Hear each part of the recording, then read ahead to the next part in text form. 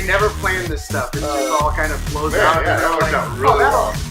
What we say to each other cannot be divisive. Gosh, I just think that when we get so focused on walking the line and just miss so much of God's creativity. We only created the Odd Show to have this conversation. Right. We're gonna say some bad things about stuff. If you're Not bad things like, if you're a huge Toby Mac turn it off now. For people who are struggling with why would a God of the universe care about me individually, you are his favorite. You know what I mean? Absolutely. And that, ladies and gentlemen, is The Odd Show. Let's get right into it. Here's your hosts, Bruce Bugano and Thomas Hogan. Hey, welcome to The Odd Show. So we are back. I'm Bruce. Is on the line too. You didn't. Hey guys. Hey guys. I have to speak up and wave at the same time. You have to speak in waves so that you're like it actually pops up on the screen. So this is interesting. We're releasing. This is our, Thanksgiving Day episode. So you'd think that maybe we're going to talk about something awesome like being thankful and like thankful heart, but we're not. We're going to talk about something else. We do not care about thankfulness. That's probably not true. It might be. Just kidding. No, yeah. So kind of weird setup here.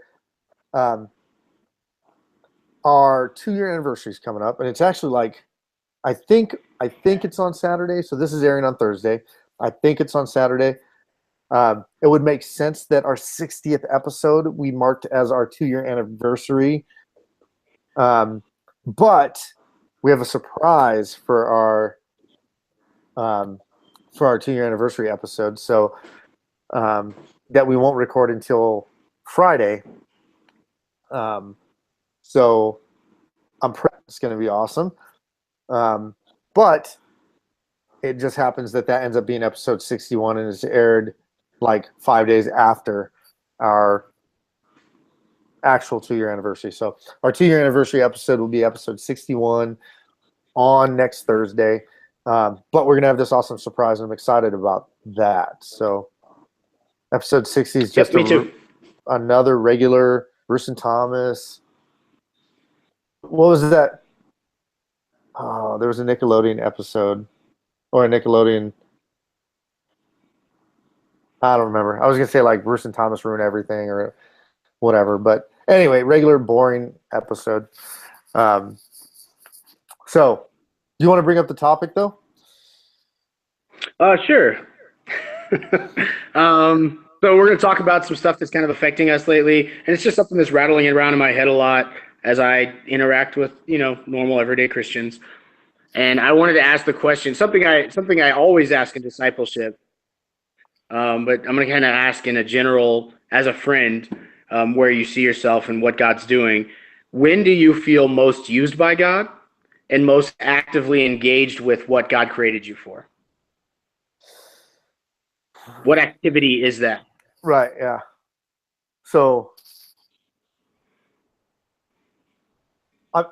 that feels like a couple different things to me. Okay. One, it feels like if we're talking about like God's call on my life, vocationally, it's counseling. And I'm not there yet because I'm not done with school and I'm not licensed. And even the role that I'm in at the middle school that I work in as a dean of students, counseling involved in that, but it's limited counseling. And even still, when I am done with my degree program, I'll be a school counselor, which is different than what I feel called to, which is clinical counseling. Like that's still 5 years out for me. So vocationally, I feel confident that what I'm supposed to be doing, call it calling, whatever, like God's moved my heart to, I'm compelled. What I feel confident that I'm supposed to be doing vocationally is counseling. I get to do some lay counseling with people, but it's nothing that is sustained. Like it's not this thing that happens all the time. It's just this occasional thing. So there's that thing. The other thing is what I feel gifted for. And what I feel gifted for is writing and teaching. So there's that. And in that space, I feel like I almost feel like I'm not doing anything. like I almost feel like I'm not doing anything. Feel like you're going backwards in life? Like, what am I doing going backwards? Like That's the funny. only stuff I'm writing right now, the only people that see it is, well, the only relevance it has is to my academic stuff, my schoolwork to get my degree in school counseling. So it's very, very focused on that that it's very topical. But two, the only people that see it is my professor, and they don't care. Like they don't care beyond, did you meet the rubric standard? And I don't really care what you have to say, because as long as it doesn't violate Liberty University's overarching theological umbrella, as long as you're not saying something crazy and I don't have to correct you, I don't care what you say. So I'm not I feel like I'm going backwards. I'm not even I haven't blogged in, I don't know, since June. Like it's been almost 6 months since I put a blog out. Welcome to my world. No, yeah, I know. You never wrote anything anyway. It doesn't even matter. You write poetry and post that sometimes. I've written. That's not even fair, because anything that I have written of maybe 40 blocks. So you write a lot of stuff. You never put it anywhere except on Messenger, on Facebook Messenger, to 8 people, and nobody else ever sees it unless they sit down with you in person. Those are the 8 people that matter. No, I agree with you, because I'm one of those 8 people. But those are the 8 opinions I need to move forward. But except that nobody else sees it unless they sit down with you at a table somewhere. And Like a rapper, man. It's my circle's so small it can end a sentence. That's how I do it. I like that. See, poetry. You write that. I know you took that from someone, but Actually, I think one of the rappers, he didn't say that. He said, "My circle's so small, it's a period." I didn't like that. I didn't like the way that sounded. no, yours is better. You should Yeah, message him and be like, "You ruined that. You missed an opportunity here." learn how to write rhymes. Your lyrics are whack. I do. I do write. You are correct. I write extensively. Art from public consumption. Right. So, but I've always enjoyed, not because I need the adulation, but just because I felt compelled, like this is a place Right. where I need to be contributing to this space. So what was the question again?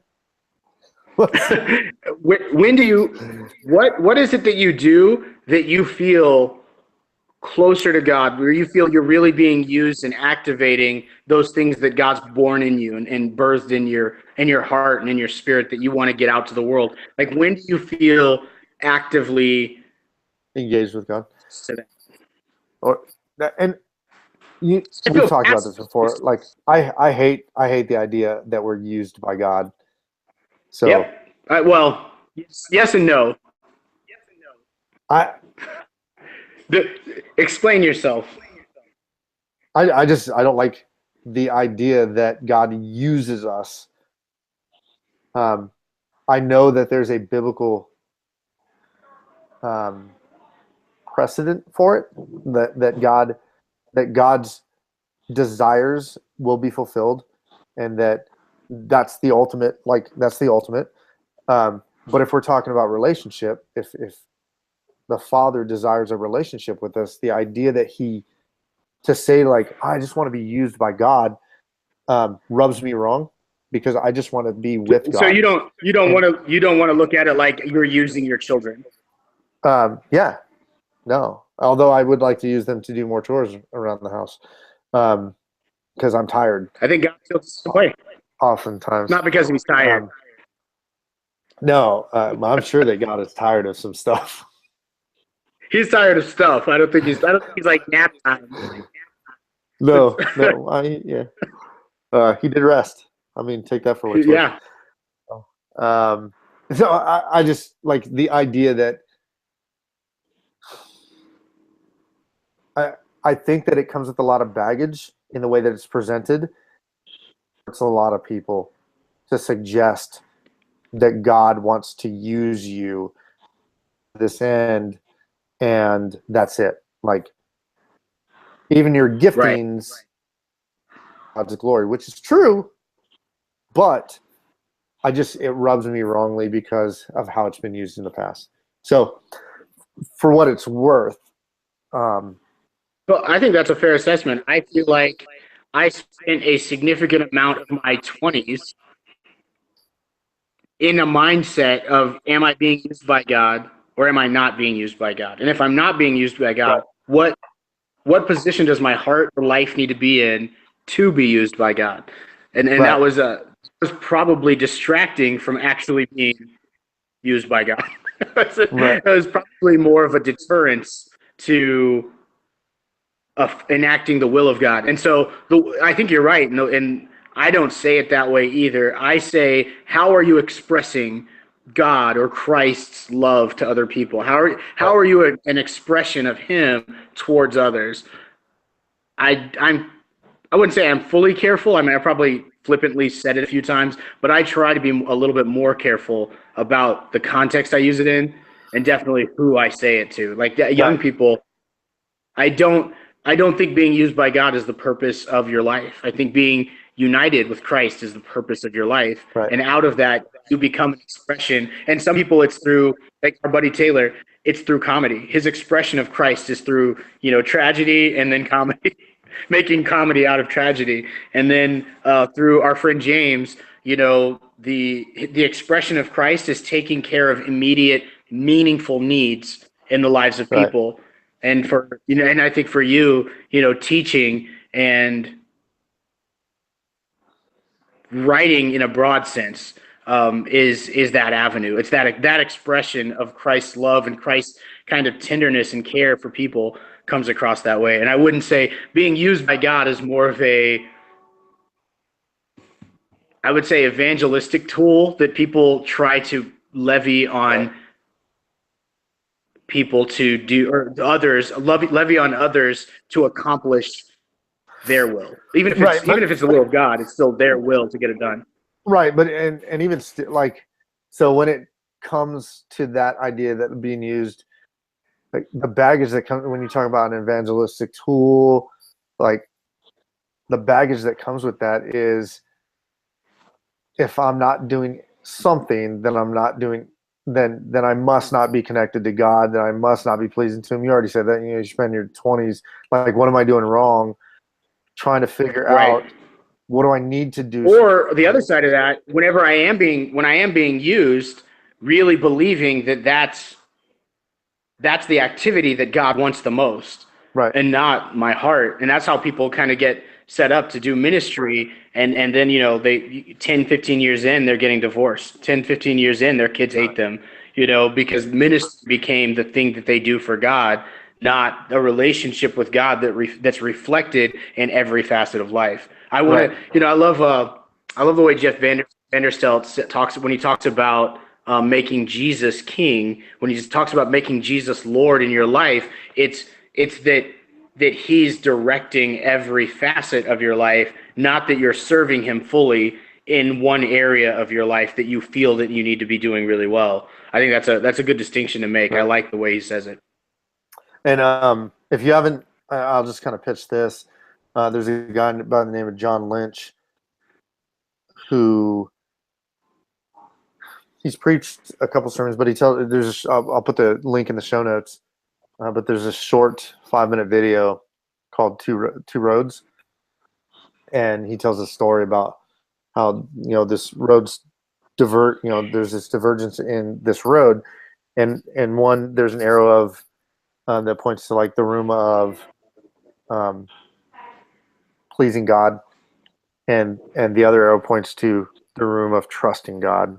So you have pleasing God and you have trusting God, and our instinct is to walk down the road of pleasing God, and then you end up getting to this room and everyone's got masks on and they're all working really hard to do what God wants them to do, and everyone's ornate and gorgeous, but you don't really know anyone because everyone's wearing masks. And even when you Jesus is always kind of standing there by you, and he's like, I'm pleased with you, but what about this sin? But what about this sin? Like, but what about this? And there's always a but. Like, I'm pleased with you, like I love you, but you're not convinced that he likes you all the time. And you become tired, and eventually you leave and you get back to that fork in the road and you're like, trust in God, like I guess that's the thing. And you get there and everyone's a mess, but everyone's real and everyone's connected to each other, and everyone's confessing to each other, and everyone's sharing their garbage. And eventually the time you spend in this room, you're like, man, God loves me, but he likes me, and my garbage is okay. I can tell it. I can tell people, and they'll walk me through this. It's a really good video, but it gets to this point that our default is, oh, I need to please God. So what am I doing? What work am I doing for him that will please him? And if I'm not, then he must not be pleased with me. So like right now where I'm at, if I'm not doing, vocationally, I'm not doing what I feel I'm meant to do. Because of the schoolwork that requires me to do vocationally what I'm meant to do is so time consuming. I'm not doing what I feel like my heart is for, where I best express and connect with God. I'm not doing that. So with that mindset of, if I'm not working to please God, then I'm not pleasing God. Then right now I'm not pleasing God. Like that would be the wrestling point. You know what I'm saying? Like, I must not be pleasing God because I'm not doing anything. But then I miss all those little things where a guy calls me and he's like, hey, can we go get some coffee, or can we go sit somewhere? And I need your wisdom on this, or I need to hear what God might have to say through you. Like, I dismiss that, knowing that really I love I love spending time with people and engaging with people, and I just want to encourage them and have that dialogue with them back and forth. I love when I get a text from a friend that's like, hey, am I allowed to smoke cigars? Like, if I smoke a cigar with my husband and I sit down and smoke a cigar, are we of the world? Are we of the world? And I get to have those conversations. We talk about grace and mercy and gray area and close. You know, I mean, so No, that's good. you know, so like right now, I'm not doing, you know, I guess the biblical answer, like the totally uber Christian answer would be like, man, I connect best with God when I'm like in worship and it's quiet and I'm reading my Bible, and like I'm made to worship, and that comes out best when the lights are low and I'm up early in the morning. Like, you know what I'm saying? Yeah. Like, but man, if I'm honest, like I'm reading my Bible, but it's in between things. Like in the last few weeks, I haven't had an opportunity. Like I haven't taken the opportunity to just sit down and read my Bible. You know, I mean, but I read it. It's in between things. Like I'll listen to a podcast, a sermon, and then you know. So I don't know, man. I feel like I best connect with God. Honestly, I feel like I best connect with God, and I'm doing what I'm supposed to when I just get to sit across from someone and talk about life and why Jesus cares about it, like why Jesus cares about our life right now. What I want to be doing is teaching. I want to be writing. You know, those things. Like I want to be doing those things because I enjoy them, and I feel like I express what God's given me best in that way. But I feel most engaged, and I've said this before, like the most the time that I felt most loved by God and that I loved God the most was in the shift, was the college ministry that we got to be a part of, where I was always engaged with people that were seeking to be Jesus and to experience Jesus and to share Jesus. And I felt most loved then, and I felt like I loved the best then. If that makes sense. No, that makes sense. I try to figure, disciples, whenever you're leading somebody, you really want to hear that core idea. And so from what you said to me, before, me and you get to share an equal footing. Like, we both have the same desires for ministry. We're both kind of at the same place in life, and with adult kids and younger kids, and trying to navigate, vocation and ministry and all that stuff. And so we get to minister to each other. We get to give to each other, but we don't have to worry about discipling each other. Christ can disciple through the co-discipleship process can happen in that setting.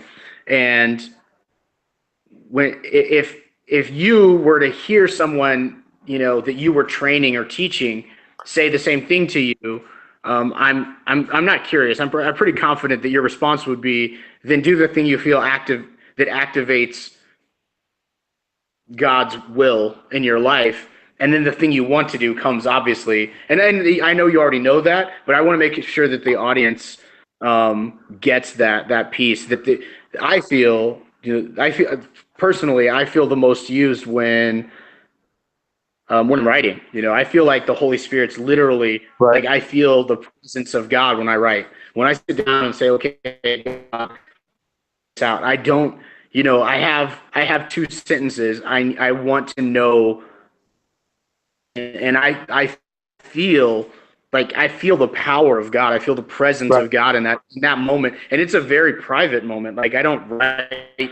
I mean, I may be in a coffee shop or in a library or somewhere, but I'm alone with God and He's speaking, and I'm kind of hushed. It's kind of sacred to me almost, and that's when I feel that. Now, when it comes to the things I want to do the things that I write about. Right. And I write a ton, but I want to do the things. Now, that's my desire, right? Inside of me, I want to get to a place where I can enact these ideas and these kind of dreams and passions that I'm writing about. And so, but for me, the background is always do the thing that draws you closer to the heart of God. As you're exposed to His heart more and more, we talked about expression, like, you get to express His will. You get to express His purposes. You get to be a forward movement in His direction, right? For others, or with others, or by whatever, in others, for others, whatever. And so that's like, but I feel like that, like hearing you say it out loud and say, okay, here's where I feel the most engaged in using God's will in my life. And then there's a broader, Big M, we talked about Big M, Little M before, but there's a broader perspective of one day you're going to be doing this stuff, whatever it is, if it's counseling or if it's leading or training or whatever, you're going to get there. We're going to get there. But really utilizing right now the thing that God's kind of doing, where you're like, okay, God is using this opportunity to be alone with Him or to be in a group with Him or whatever it's like. I would say that's where your ritual needs to be. You know what I mean? Like, because the ritual, the real reason is to focus the heart and mind on the purpose and will of God, like what He wants the most. And what He wants the most typically is the thing He's most engaged in, as opposed to the thing that's going to maybe even cause Him the most, like you said, pleasing Him, cause Him the most. The thing that's going to be serving Him most isn't necessarily going to be uniting with Him and being with Him, you know? Like, that's not going to get that. Those aren't always the same thing. I mean, maybe one day they are perfectly aligned. But I think people kind of get caught up in this idea. And the only reason I would ask it to anybody is to find out kind of where their heart is and where they really, because I think you get to that. it's not a one answer thing, you know, like, Right. oh, I feel like God's mostly using me when I'm cooking. And that may be like, I know for my wife, that's the case. She feels like God's power is actively working through that process of her making food. But then you peel it back and you peel it back and you finally get to the core of, oh, I really want to meet the most practical need that someone has, which is being fed. And I feel Right. like that's the most spiritual avenue to open up a relationship for Christ to do something. But that takes layers to get to that. Right. Because at first you think, oh, I just love cooking, or I just love making a meal and then answering this and being able to deliver it to somebody and having them feel that warmth. But then what else? Like, and you just keep going until you find, oh, here's what I'm really. I think that everyone has a general answer on the surface, and once you start saying it out loud. So I hope the audience can use this as a tool to kind of figure that out. I mean, write it down, obviously. I think that's the best way to do anything. But to use that as a tool to figure out how many steps there are between what you want to do for God and where you feel the most united with God. Right. And I think that there's several layers of people and tradition and systems and theology between those two things. Right. And you had said it, I just kind of wanted to clarify, like you had said that the ritual of the thing, ritual is not bad. We some in the church call it liturgy. Right. So, and I heard someone say the other day that every church has a liturgy. It was a few weeks ago. Every church has a liturgy, whether or not it is the liturgy of tradition that has come up through the church since the church started, or not. You know, donuts on, you know, and maybe it's not. You know, maybe it's this sanctifying thing, or this sanctified thing. You know, this.